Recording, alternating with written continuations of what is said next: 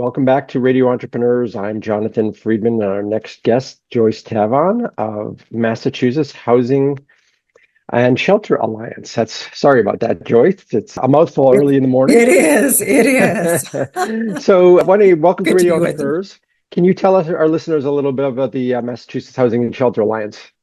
Sure. So we are an alliance of organizations that are dedicated to addressing, but more importantly, ending homelessness. We have a particular focus on adult individuals and the homelessness they experience, and many of them who have been homeless a long time, who have what we call chronic homelessness, may also struggle with disabilities. And that can make it really hard to access housing. And we're very focused on housing because we are very focused on solutions and being entrepreneurial in how we get to solutions to homelessness.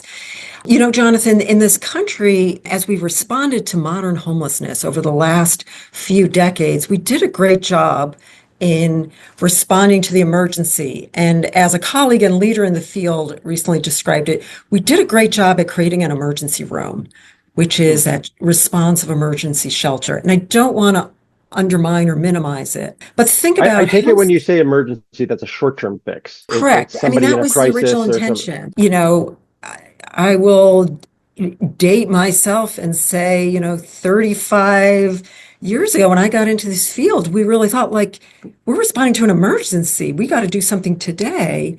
And we put up those emergency shelter beds and all. And where we are in Massachusetts, fortunately, that got a lot of people inside.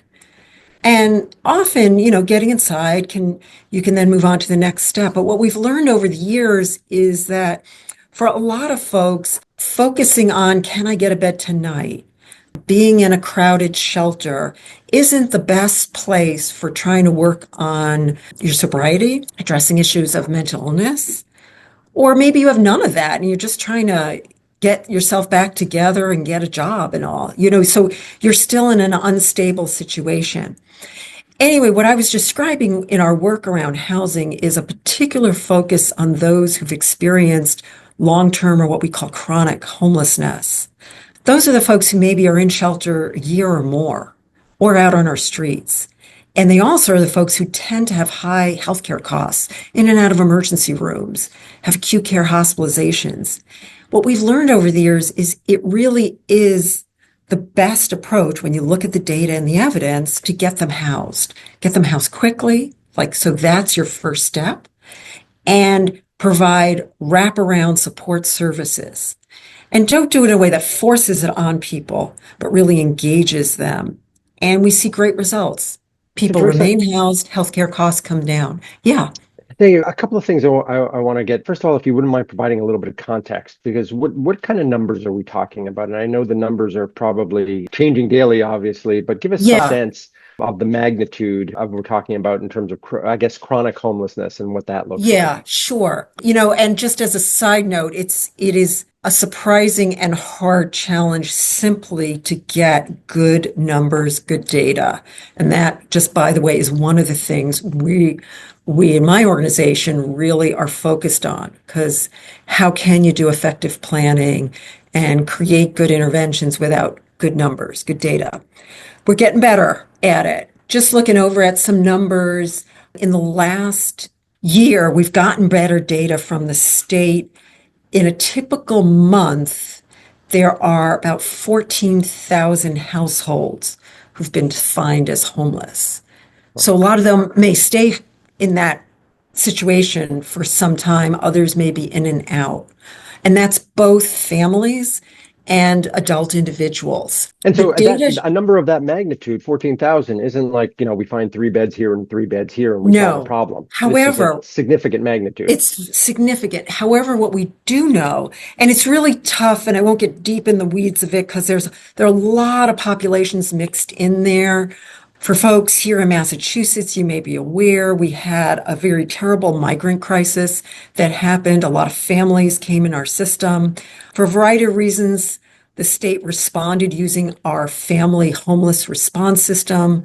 So you see a lot of those households in those numbers that you wouldn't have seen a few years ago. But across the board, numbers are up because across the board, our housing shortage is so much greater.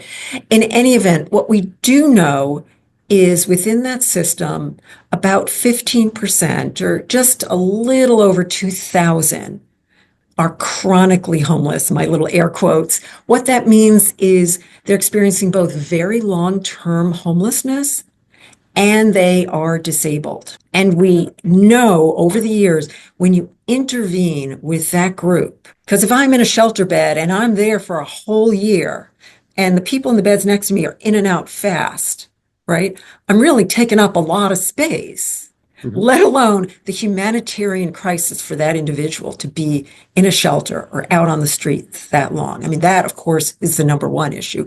But just if you want to just put it in just pure kind of effective interventions, you move that person out and into housing, you actually do free up a lot of capacity for others who may have a short-term emergency.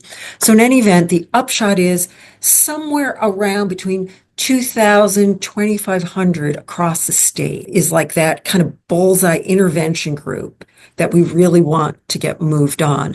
Ideally, we then also look at people who may have kind of acute medical conditions and they're not yet chronic and get them moved as well. I would imagine, with homelessness, just like a disease and other things, early intervention and early management are Right, kind of keys to success. right, right. And so the Absolutely. sooner that we can attack it, the sooner you can offer the services, the sooner you can offer the counseling, medical services, etc., the better the likelihood that somebody will get back to independence or Right, some exactly. form of independence.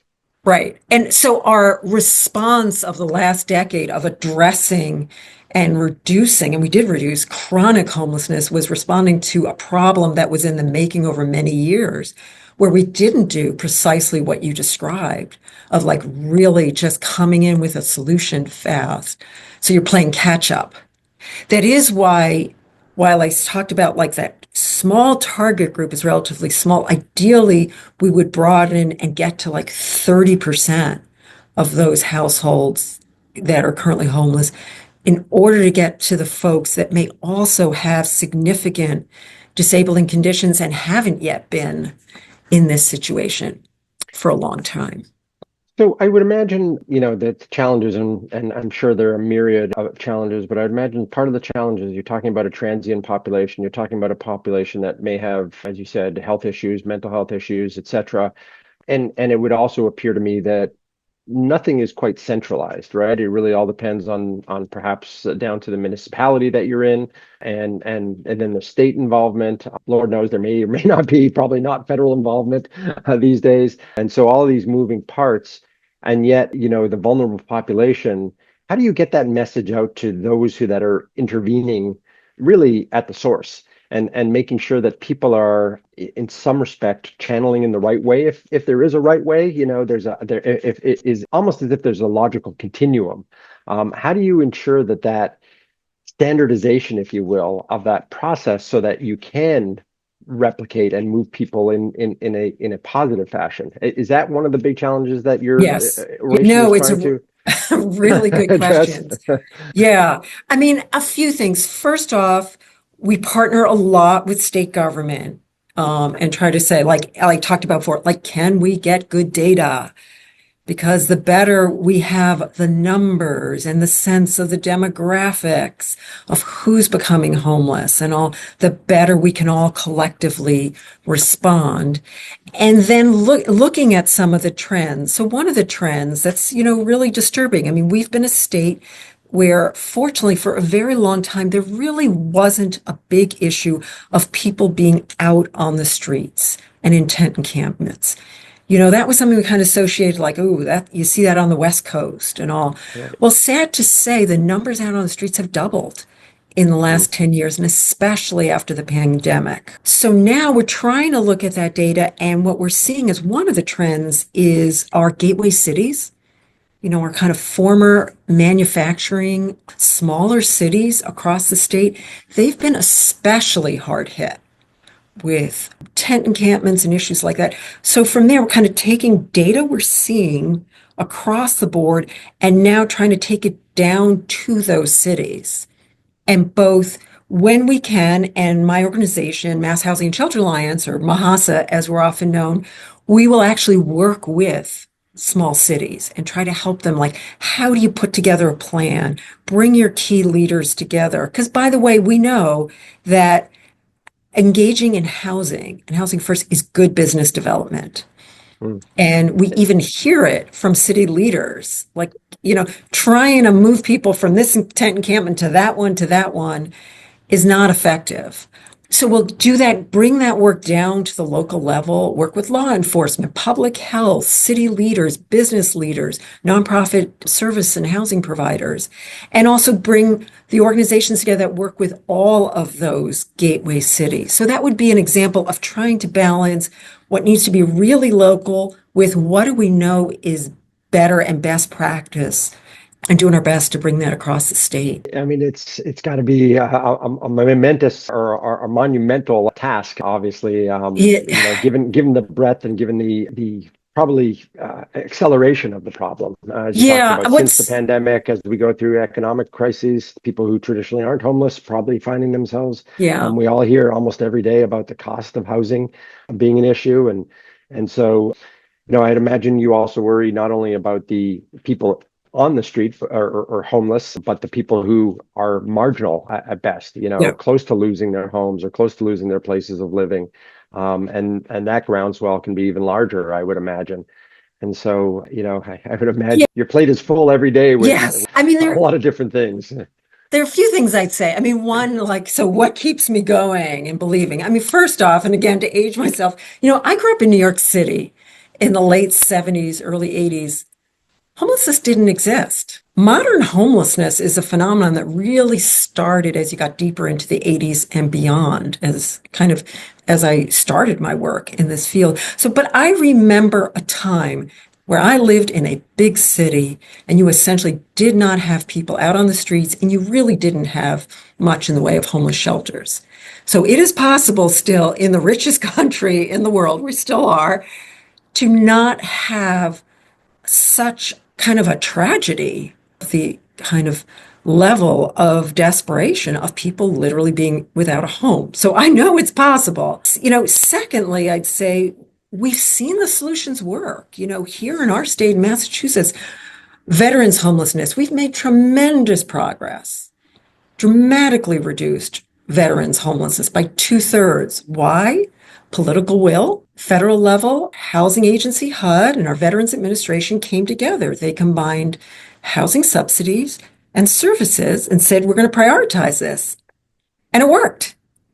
We've seen it with chronic homelessness, dramatically brought down numbers at a time, again, political will, alignment, resources. It's all doable. So I know that it works. And just, I'll say finally on this front, I've seen it personally. My oldest brother, who suffered from serious mental illness and lived in New York City, at the end of his life, he was in really quality, supportive housing. And I saw that transformation that made for him. And we see it time after time in loads of people, the difference it makes. So it is overwhelming.